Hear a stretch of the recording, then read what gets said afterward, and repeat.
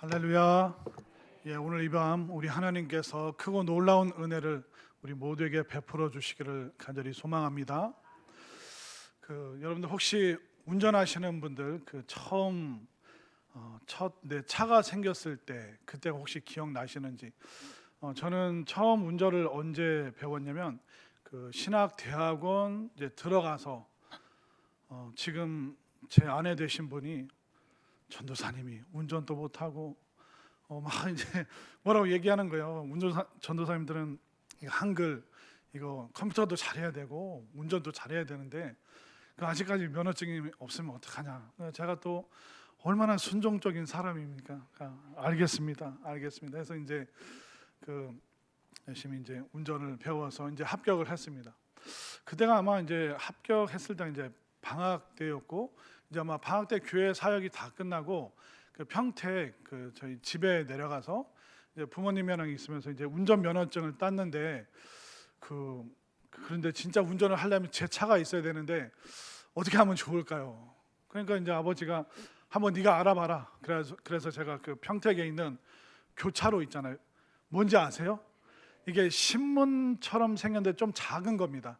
뭐 여러 가지 재밌는 얘기도 있는데 거기에 보면 구인 구직도 있고 뭐 중고 물품, 중고차도 있습니다. 여러분들 도시에 사셔서 그런 거 잘 모르시겠지만 그래서 교차로 뭐 비슷한 거 뭐 가로수인가 그걸 한 짐을 이제 집에 가져와서 이제 평택에 집에서 누워서 이제 탁 넘기는 거예요. 근데 이 차를 보는데 비싼 차도 있는데 그 당시에 이제 중고차로 좀 한 10년 지났고 이제 끊은 차 보니까 한 70만 원짜리가 있는 거예요. 그래서 야 이거 괜찮다.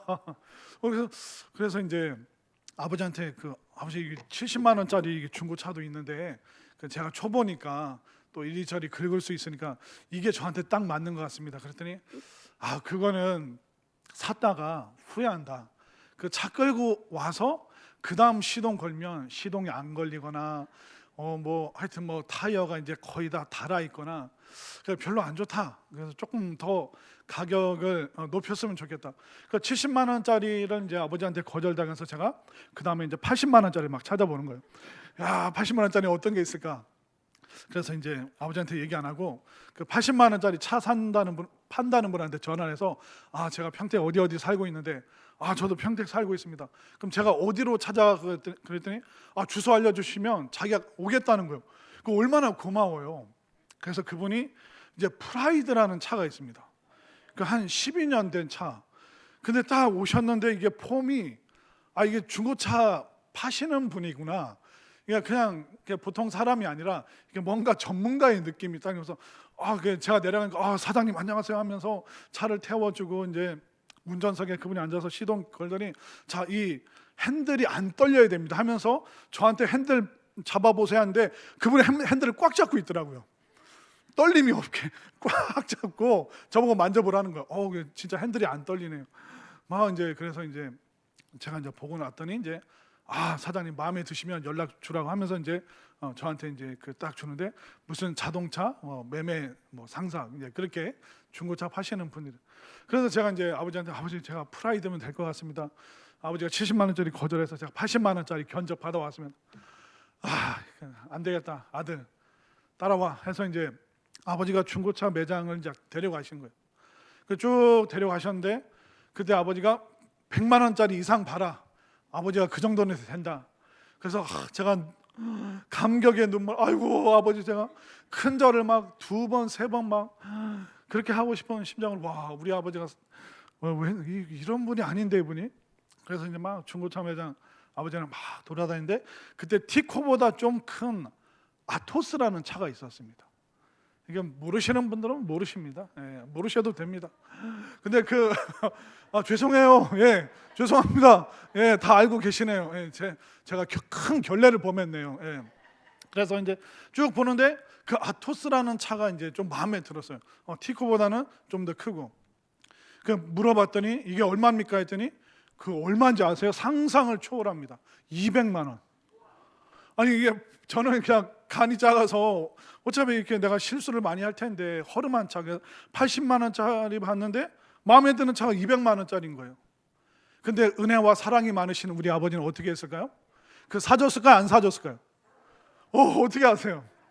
저희 아버지가 진짜 큰 마음 먹고 그 200만 원이라는 거금으로 중고차를 사주셨습니다. 그래서 이제 제가 이제 평택에서 이제 서울신학대학교가 경기도 부천에 있거든요.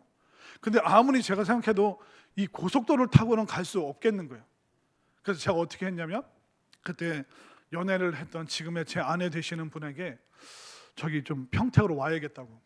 그 왜 내려가냐고.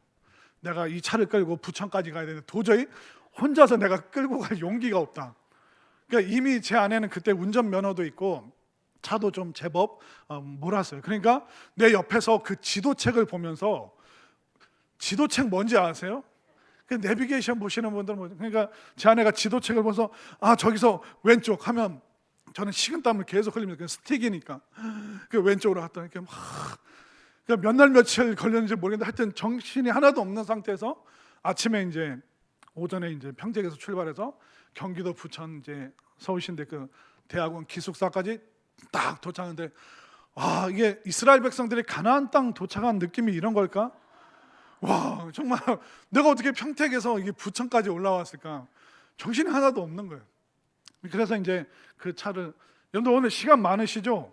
제가 오늘 한 2시간이면 이 얘기가 끝날 것 같은데 아직 시작도 안 했어요. 제가 자동차 얘기를. 그래서 이제 부천에 이제 도착을 해서 나는 80만 원짜리 생각했는데 우리 아버지가 이렇게 사랑으로 200만 원짜리 차를 사주다니. 그래서 제가 기숙사에서 안 자고 차에서 자고 싶은, 이게 너무 애지중지하고 누가 이거 업어가면 어떡합니까? 그래서 내 생에 이런 차를 타볼 수 있다니. 이제 그러면서 이제 그 부천에서 이제 매주 이제 뭐 금요일, 토요일, 주일, 주말에는 항상 그 용산 쪽으로 이제 효창동이라고 있는데 용산 쪽으로 계속 부천으로 이제 부천에서 용산으로 이렇게 계속 이제 교회를 왔다 갔다 했죠. 근데 사건은 3개월 지나서 터졌습니다. 자, 이제 아마 그때가 토요일 오후쯤이었던 것 같아요. 한 2시, 3시쯤. 그때 이제 쭉 이제 차 타고 차를 운전을 해서 서울에서 이제 부천으로 가는데 그 차 가고 있는데 갑자기 본네트 쪽에서 연기가 훅 나는 거예요. 여러분들 기도하세요. 잘못하면 저 못 만납니다. 빨리 지금 기도하셔야 돼요. 그래서 차를 운전해서 하는데 본네트에서 연기가 훅 나니까 겁이 덜컥 나는 거예요. 식은땀이 흐르면서. 그런데 제가 아는 현대차 정비소는 부천, 서울신대 근처에 있는 거기밖에 없는 거예요. 이게 가다가 어디서 빠져야 될지 못 찾으면 또 헤매야 되잖아요. 근데 지도책에는 현대차 정비소도 안 나올 테고. 그래서 이제 서울 이제 거의 빠져나와서 부천까지 막 제 생에 그렇게 간절한 기도는 태어나서 처음 해봤습니다. 하나님 살려주십시오. 하나님 살려주신다면 제가 진짜 제대로 살겠습니다. 제대로 사역하겠습니다. 그래서 기도하면서 이제 서울에서 부천에 있는 그 현대차 정비소까지 겨우 차가 안 서고 연기가 나는 채로 차가 탁 들어왔어요. 그 연기가 나는 차가 들어오니까 거기 계시던 분들이 다 달려 나온 거예요. 빨리 내리라고. 그래서 피로 놓고 막 거의 몸을 내던지, 영화 보셨죠? 달리는 차에서 뛰어내리는 사람들, 그것처럼 제가 뛰어내리고 이분들이 다 막 하고 올리고. 그래서 이제 커피 마시면서 진정하라고 막 젊은 청년이 막 땀을 뻘뻘 흘리면서. 그래서 살았다 이제 생각하고 있는데 그 정비를 한 몇십 분 쭉 보시더니 이제 그분이 와서 하는 얘기가 여기 엔진 옆에 라지에타라는 게 있다. 엔진의 그 어떤 과열을 막아주는 역할을 하는 라지에타가 있는데 이게 지금 과열이 돼서 이게 팍 이제 큰일 날 뻔했다. 이게 화재가 나면 이게 큰일 난다고. 근데 청년이 총각이 아주 잘 차를 몰고 아주 용기 있게 잘 왔다고. 내 사위 삼으면 좋겠다. 그런 말 하지 마시라고. 저는 지금 만나는 사람이 있다. 큰일 난다고. 이제 그러면서 이제 그분이랑 막 얘기를 하는데, 근데 문제는 수리비입니다. 자, 차가 200만 원짜리 차인데 라지에타 교환하고 공인비에서 20만 원이 나왔습니다. 차값의 10%를 그날. 그런데 어떻게 하겠어요? 고쳐야 되잖아요. 죽을 수는 없잖아요. 그냥 고쳐서 이제 잘 고쳐서 이제 그 이후로 이제 또 몇 년 동안 잘 타고 다녔습니다. 제가 무슨 얘기를 하고 싶냐면 요즘 나오는 차들은 참 좋다. 그 얘기를 하고 싶어서 제가 수십 년 전에 있었던 그 얘기를 지금 끌고 온 겁니다. 그때는 무슨 계기판에 경고등도 안 들어와서요. 그냥 차 타고 가다가 본네트에서 연기가 나니까 아이고 큰일 났다. 그래서 이제 정비소로 갔죠. 근데 요즘 차들은 얼마나 좋은지 딱 후진 기어 넣잖아요. 그럼 이 화면에 뭐가 나오는지 아세요? 예, 뒤에 화면이 이게 뒷모습이 쫙 나옵니다. 그리고 뭔가 물건이 가까이 가면 삐삐삐삐 하면서 소리를 내주죠. 그리고 심지어 요즘 차들은요, 깜빡이 안 넣고 차선을 바꾸면 삐삐삐삐 하면서 주인님 깜빡이 안 넣고 차선 바꿨습니다. 그렇게 그 안전에 대해서 타이어 공기압이 줄어들면 타이어 공기압 몇 번째 거가 공기압이 줄어들었습니다. 그렇게 다 이렇게 그 계기판에 경고등도 보여주고 경고음도 내주고. 그러니까 요즘 차들이 얼마나 좋아졌는지 모릅니다.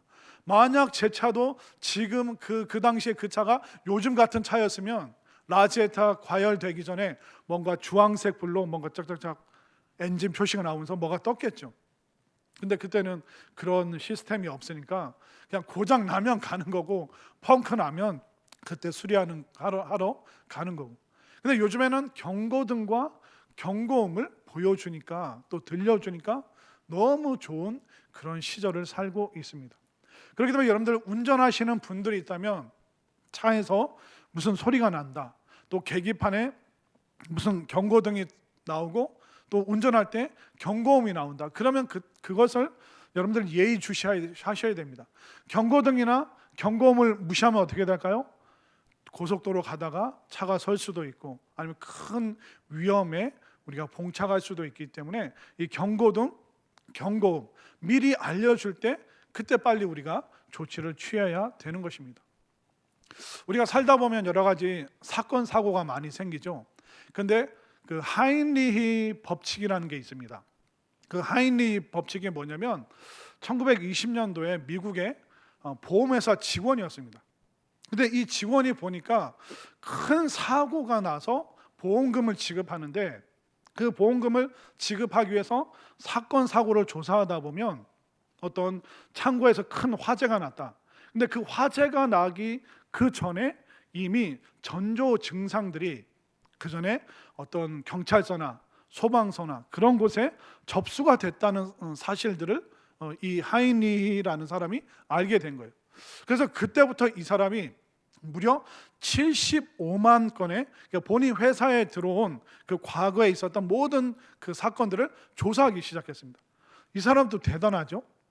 75건도 아니고 75만 건을 직원들과 함께 조사를 해서 큰 사고가 나기 전에는 약 29번의 작은 재해가 일어나고 그 29번의 작은 재해가 일어나기 전에 약 300번 정도의 어떤 전조 증상들이 있더라.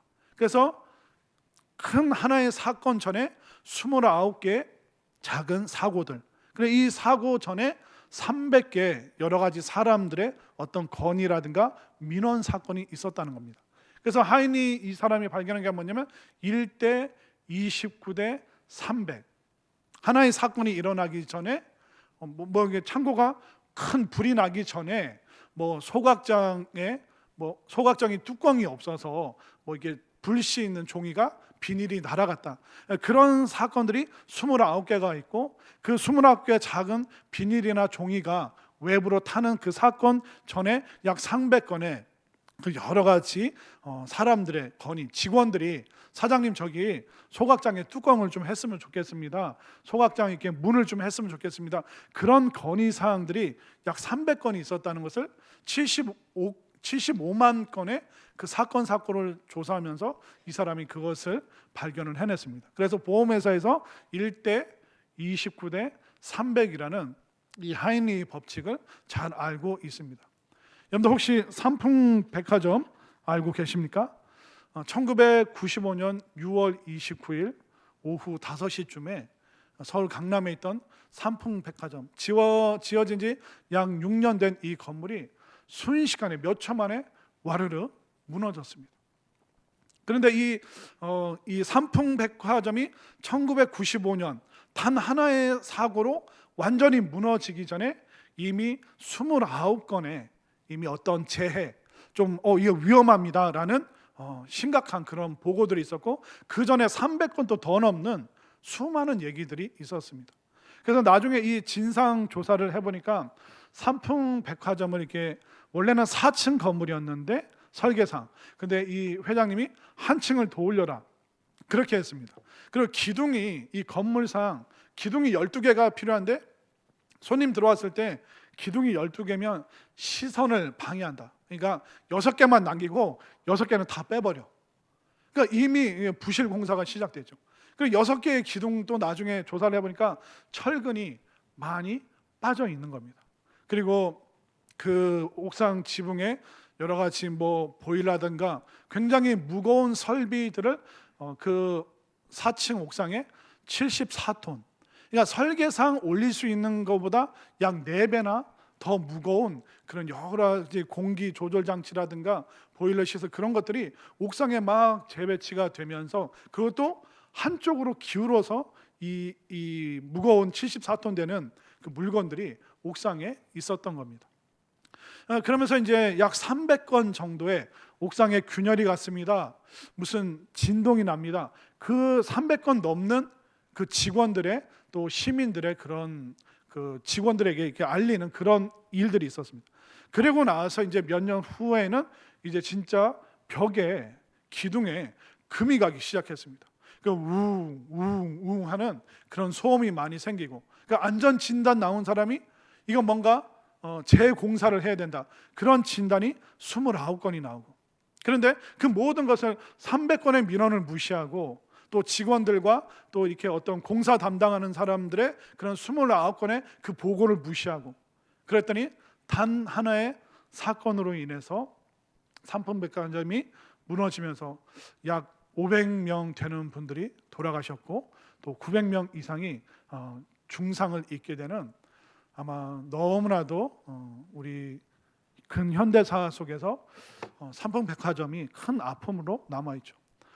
제가 아는 장로님의 친구 장로님이 그때 그날 그 장로님의 아내 되시는 권사님과 딸이 혼수품 장만하러 삼풍백화점 갔다가 돌아오지 못했습니다. 저도 군대 갔을 때 제 내무반 한 6개월 고참, 그 고참도 해주는 얘기가 뭐냐면 자기 누나가 삼풍백화점 직원이었는데 빠져나오질 못했다고 가끔 이제 그 얘기를 하더라고요.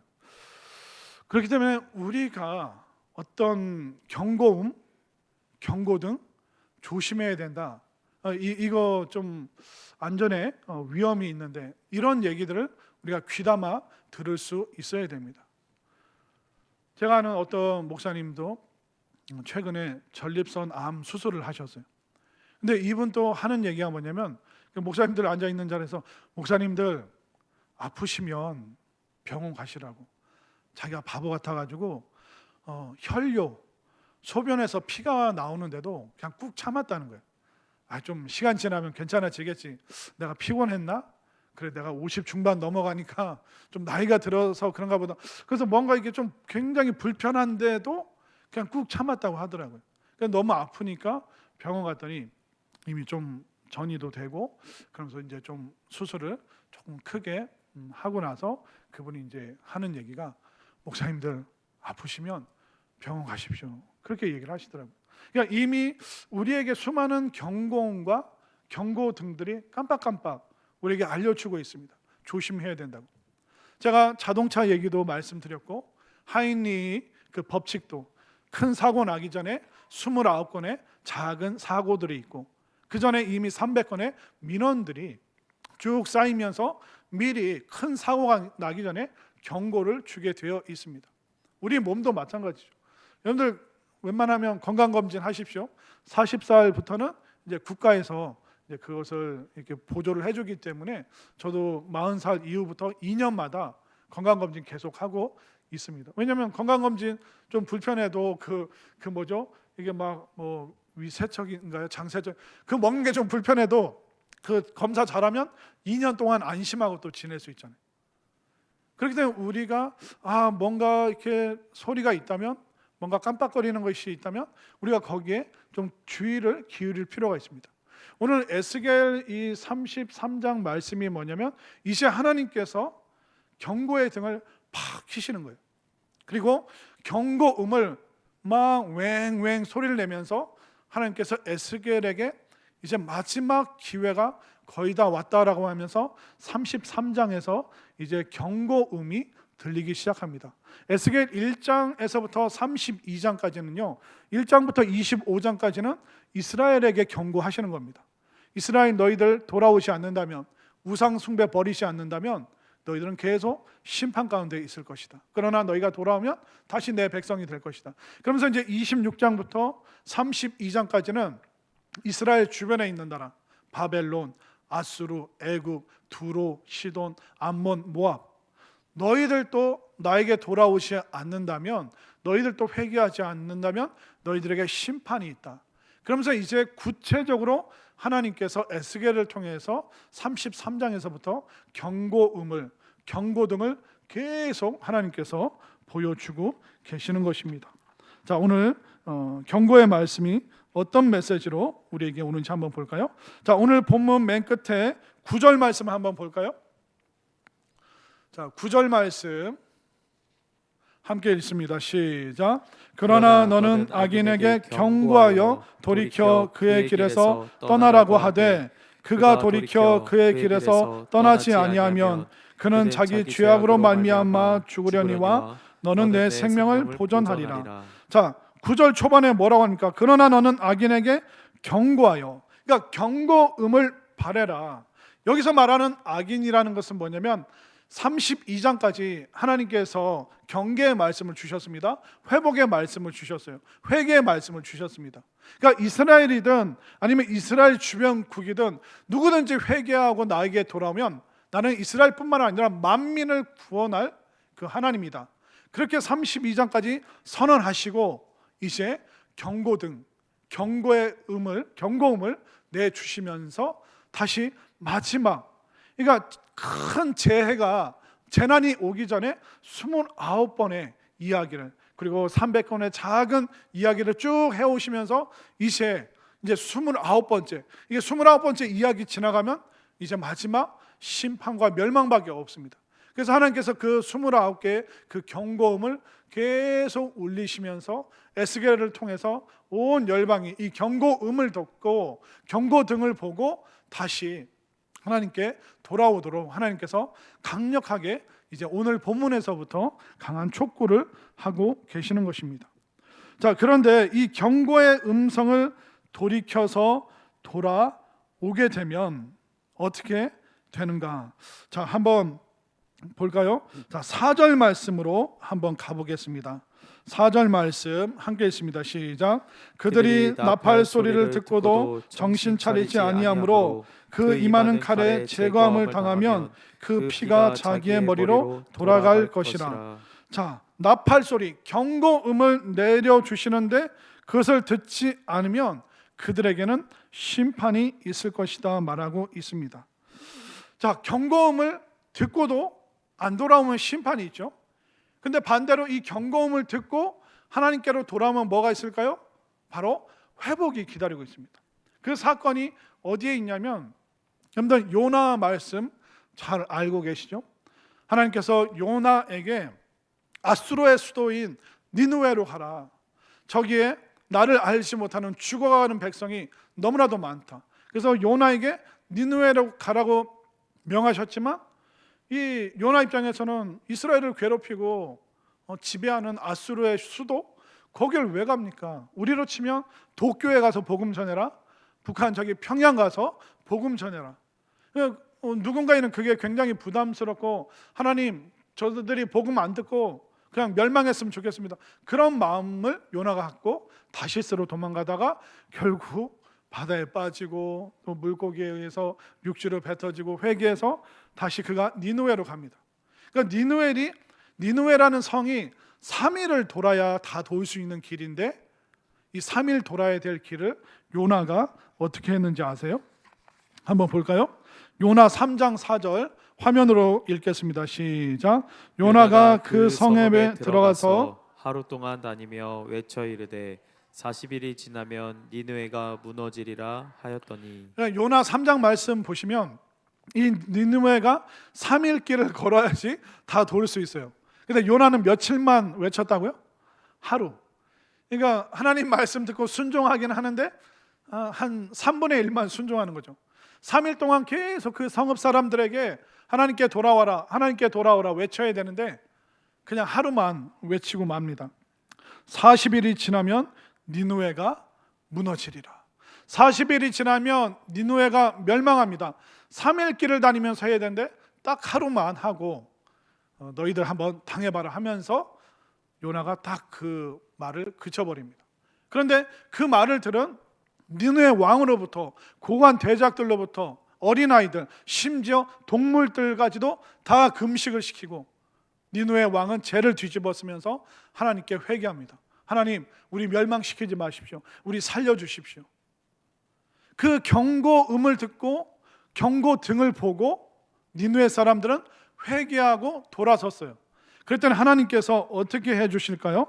경고음을 들은 사람들에게 요나 3장 10절 말씀 읽습니다. 시작. 하나님이 그들이 행한 것 곧 그 악한 길에서 돌이켜 떠난 것을 보시고 하나님이 뜻을 돌이키사 그들에게 내리리라고 말씀하신 재앙을 내리지 아니하시니라. 아멘인가요? 아멘. 하나님은 심판을 선언하셨어도 우리가 회개하고 돌이키기만 하면 언제든지 하나님께서는 우리를 받아주시고 우리를 회복시켜 주시는 좋은 분이심을 믿으시기를 바랍니다. 여러분들 아이를 키워보신 분들도 애들이 잘못하면 너 다음부터 그러면 안 돼? 그러다가 또 똑같은 일 있으면 너 이번에 2번째야? 너 이번엔 3번째야? 다음에 가만 안 둔다? 그러니까 부모님이 아이들에게 소리를 높이는 것은 혼내고 싶다는 겁니까? 아니면 다시 잘 하라는 얘기입니까? 다시 잘 하라는 그 경고의 음성을 부모님들이 언성 속에서 계속 그걸 주는 겁니다. 그러니까 아이는 내가 너를 혼내고 싶다가 아니라 네가 돌이켜서 성숙하고 성장하고 어른스러운 모습을 가졌으면 좋겠다. 그 심정으로 부모가 아이들을 보는 것처럼 하나님께서도 내가 너희들을 심판하리라 그렇게 말씀하셨어도 40일 후에 니느웨 멸망한다 그렇게 말씀하셨어도 그 기간 안에 돌이키기만 한다면, 돌아오기만 한다면 하나님께서는 그 심판을 내리리라 말씀하신 그 재앙조차도 다시 거둬들이시는 좋은 하나님이심을 믿으시길 바랍니다. 결국 하나님께서 경고음과 경고등을 보여주시고 들려주실 때 그 말씀을 듣고 돌아오는 사람에게는 뭘까요? 이제 그 스토리가 해피엔딩으로 끝난다는 것을 우리는 성경을 통해서 너무나도 잘 알고 있습니다. 그렇기 때문에 우리가 어떻게 해야 되는가? 그럼 하나님, 이 심판이 임할 이 땅에서 먼저 믿은 그리스도인 우리가 어떻게 살아야 됩니까? 거기에 대해서 하나님께서 알려주고 계십니다. 자, 7절 말씀으로 한번 가볼까요? 자, 오늘 본문 7절 말씀 읽습니다. 시작. 인자야 내가 너를 이스라엘 족속의 파수꾼으로 삼음이 이와 같으니라. 그런즉 너는 내 입의 말을 듣고 나를 대신하여 그들에게 경고할지어다. 아멘인가요?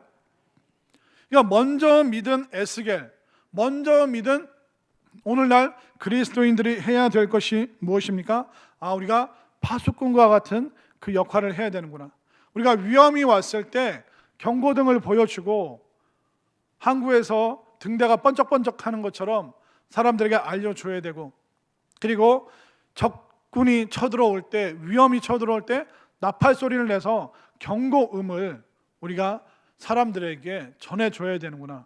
이것이 바로 먼저 믿은 에스겔과 먼저 믿은 우리를 향한 그 하나님의 뜻이라는 것을 분명히 깨달으시기를 바랍니다. 결국 하나님께서는 이스라엘의 운명, 에스겔 너에게 달려있다. 대한민국의 운명, 믿음의 사람들인 한국교회 그리스도인들에게 달려있음을 믿으시기를 바랍니다.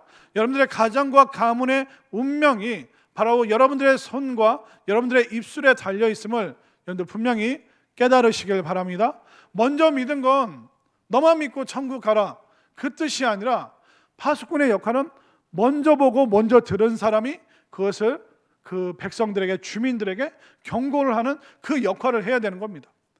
근데 먼저 믿은, 먼저 본 이 파수꾼이 그 역할을 안 하게 될 경우 어떻게 될까요? 아니면 그 역할을 다 할 경우 어떻게 될까요? 자, 8절 말씀을 한번 가볼까요? 8절 말씀 함께 있습니다. 시작. 가령 내가 악인에게 이르기를 악인아 너는 반드시 죽으리라 하였다 하자. 내가 그 악인에게 말로 경고하여 그의 길에서 떠나게 하지 아니하면 그 악인은 자기 죄악으로 말미암아 죽으려니와 내가 그의 피를 내 손에서 찾으리라. 자, 이 파수꾼이 경고의 메시지를 전하라고 하나님이 말씀하셨는데 파수꾼이 저 부끄러워요. 저 귀찮아요. 복음 전하고 싶지 않아요. 저 워낙 많이 거절당해서 안 할래요. 그래 버리면 그 파수꾼의 경고음을 듣지 못한 그들은 자신들의 죄악으로 죽을 수밖에 없다는 거예요. 근데 그 사명을 다하지 않은 그 파수꾼은 죽은 그 죄인들에 대한 그 책임을 하나님께서 내가 너에게 묻겠다. 그렇게 지금 무섭게 말씀하고 계십니다. 그러면 이 파수꾼이 안 전하는 게 아니라 전했어요. 전했는데 이 백성들이 안 들으면 어떻게 될까요? 자, 9절 말씀으로 한번 가볼까요? 자, 9절 말씀 함께 있습니다. 시작. 그러나 너는 악인에게 경고하여 돌이켜 그의 길에서 떠나라고 하되 그가 돌이켜 그의 길에서 떠나지 아니하면 그는 자기 죄악으로 말미암아 죽으려니와 너는 내 생명을 보존하리라. 아멘인가요? 그렇기 때문에 우리가 오늘날 우리 함께 복음 전합시다. 우리가 토요 전도하는 날 함께 전도하러 오십시오. 목요일날 오후 3시에 토요일날 오후 3시에 우리가 작년에 그렇게 열심히 가을에 전도를 했습니다. 그리고 여러분들 부모님들에게 그리고 형제 자매들에게 또 친구들 친척들에게 복음 전했습니다.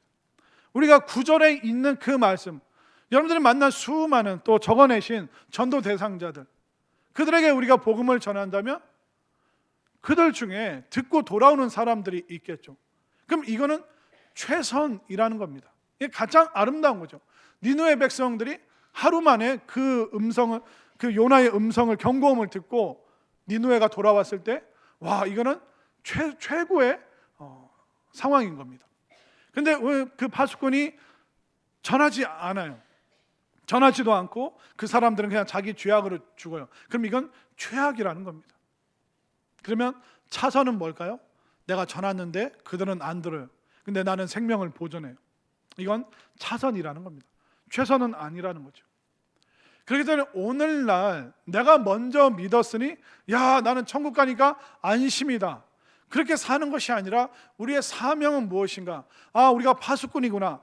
우리가 먼저 보고 먼저 들었으니까 이제 이 성읍에 사는 사람들 나와 같은 가정에 사는 사람들 같은 가문의 사람들 내 형제 자매들 가까이 있는 이 많은 사람들에게 우리가 하나님에 대해서 예수님의 십자가에 대해서 그리고 우리가 교회에 대해서 이 전할 의무가 우리에게 분명히 있다는 것을 믿으시길 바랍니다. 그러면 우리는 전도할 때 항상 부담이 있죠. 내가 전하면 이 사람은 무조건 교회에 와야 돼. 그런데 그렇지 않을 수 있다는 것을 성경은 이미 전제하고 있습니다. 우리가 복음을 전해도 안 받아들이면 그럼 그 사람의 죄악으로 말미암아 심판될 것이다. 그러나 너는 너의 사명을 너의 책임을 다했으니 너는 너의 생명을 건질 것이다. 이 정도로 하나님께서 영혼 구원에 대해서 무겁게 하나님께서 바라보고 계시는 것입니다. 하나님께서 지금 오늘날 이 지구상에 수많은 경고음과 경고 등을 들려주시고 보여주고 계시죠. 우리가 작년까지만 해도 3년 동안 이 코로나라는 경고음과 경고 등을 봤습니다. 우리가 얼마나 무기력한 존재인지 온 지구가 질병 하나로 모든 것이 다 멈추고 멸망할 수도 있겠구나. 더 이상 의료 시스템이 이것을 커버할 수 없는 그런 상황도 재난도 닥칠 수가 있구나. 그리고 오늘날 그 기후가 어떻습니까? 기후가 굉장히 많이 다르죠. 예전에는 사계절이 분명했잖아요. 봄, 여름, 가을, 겨울. 근데 요즘 어떻습니까? 봄, 여름, 가을, 겨울. 대한민국 사람들 아니세요? 이게 무슨 얘기인지 이해가 되세요? 그러니까 봄은 한 달도 채 안 돼요. 근데 여름은 너무 깁니다. 너무 지칩니다. 가을도 단풍 놀러 갈까 하는데 벌써 단풍 지고 쌀쌀해지고 추워지면서 겨울이 길어지고, 지금 캘리포니아도 막 폭설이 어마어마하게 와서, 제가 정확한 뉴스는 모르겠는데 캘리포니아 북부에 눈이 3m가 왔다고 합니다. 여러분들 키가 몇 미터인데 눈 3m, 여러분들 눈 3m면 여러분들 문 열면 나올 수 있을 것 같아요? 못 나와요. 그런 눈이 지금 캘리포니아에 내리고 있습니다. 그리고 작년 여러분들 사우디인가요? 어디 사막에 막 눈 내리는 거, 낙타가 막 그런 화면 본 적이 있습니다. 낙타가 사막에서 눈 때문에 벌벌벌 오돌오돌 떨고 있는 그런 모습. 그러니까 눈이나 비가 안 내려야 될 곳에 눈비가 내리고, 그리고 막 어떻게 뭐랄까요? 얼음이 있어야 될 그곳이 얼음이 다 녹고. 근데 그거 보시잖아요. 그 북극 얼음이 50년 전에는 얼음이 이만큼 있었는데 지금 얼음이 요거밖에 없어가지고 북극곰 걔네들도 지금 살 데가 없어서 먹을 게 없어가지고 굉장히 위험한 그런 상황들. 그러니까 계속 경고음과 경고등이 우리가 들리고 보이고 있습니다. 여러분들 학창 시절에 우리나라에서 사과를 제일 많이 재배했던 지역이 어딘 줄 아세요? 잘 아시네요. 대구죠. 근데 그 대구였는데 지금은 사과 제일 많이 하는 데가 어딘지 아세요? 충주입니다. 충주. 그러니까 이 경상도에서 대구가 아니라 대구에서 사과가 자랐는데 이제 안 되는 거예요. 너무 더워져가지고. 그래서 제주도랑 남해에서는 열대 과일을 만들고, 이 일교차가 큰 사과는 지금 충주랑 강원도 쪽으로 지금 굉장히 많이 올라갔습니다. 그래서 여러분들 동해안 수온이 높아진 거 아시죠? 오징어가 급감한, 그러니까 오징어가 안 잡히고 저 남태평에서 잡히는 참치 같은 게 동해에서, 그러니까 태평양의 따뜻한 물이 지금 동해까지 따뜻한 물이 계속 올라오고 있습니다. 지금 하나님 계속 경고음을 우리에게 계속 보여주고 계시잖아요. 예수님께서 마지막 때에 해와 달과 별 1월 성신, 그러니까 우주의 전체에 큰 지각 변동이 있을 것이다. 예수님도 그것은 말씀하셨습니다. 그렇기 때문에 이 기후라든가 자연의 모습을 보면서 우리가 경고음으로 생각해야 되는 진짜 얼마 남지 않았구나. 정말 이 지구가 마지막 심판 때에 놓일 때가 얼마 남지 않았구나. 그러면 우리가 지금 이 마지막 때를 살아가면서 뭘 해야 된다고요? 사람들에게 회개를 촉구하고 하나님께 돌아오고 복음을 듣고 구원받아 주님 앞으로 교회로 인도하는 그 사명이 여전히 우리들에게 있음을 믿으시길 바랍니다. 왜 이게 중요하냐면, 여러분들 아무리 건강하고 잘 먹고 잘 살아도 지옥 가면 어떡합니까?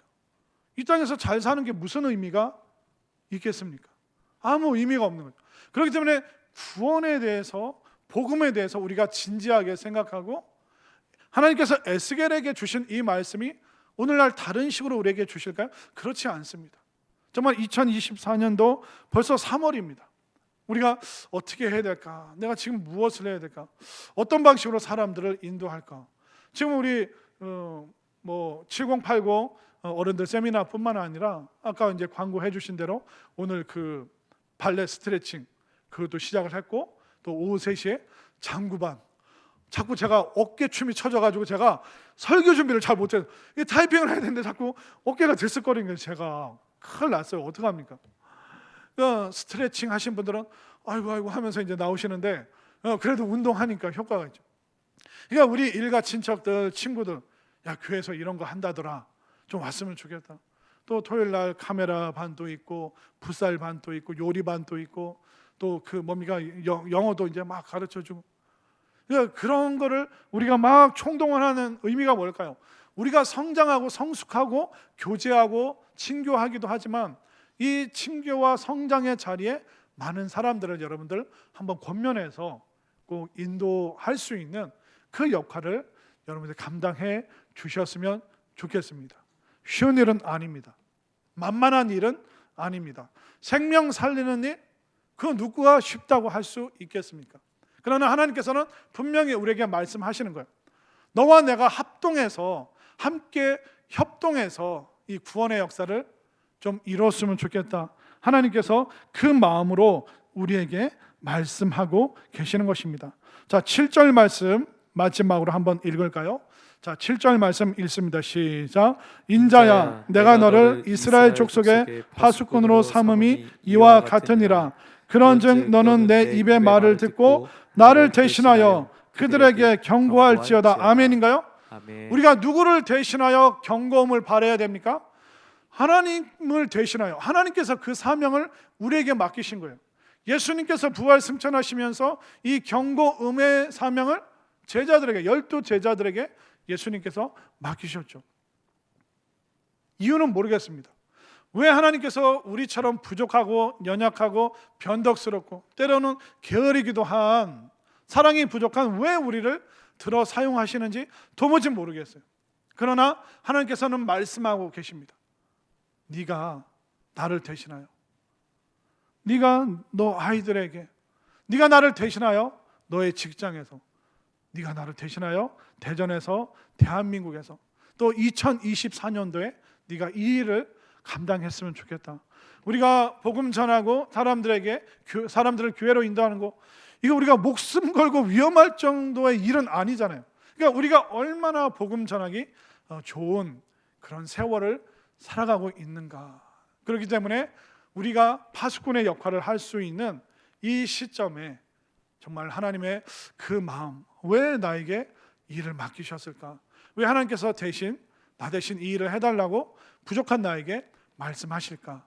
우리가 그 의미를 다 깨닫지는 못해도 하나님이 말씀하셨기 때문에 많은 사람들에게 경고음과 경고등, 우리가 살아가는 세상이 어떻게 변해가고 있고 또 안 좋아지고 있는지, 우리가 최악의 상황을 면하기 위해서 최선은 바로 우리가 하나님 믿고 예수님 믿어 구원받는 것, 그리고 이 땅에서 구원받은 사람으로서 함께 살아가기를 소망하는 이 간절하고 뜨거운 마음이 여러분들에게 가득하여서 정말 우리 교회를 통하여, 또 우리 대한민국 교회를 통하여 정말 놀라운 구원의 역사가 힘있게 뻗어갈 수 있게 되기를 간절히 소망합니다.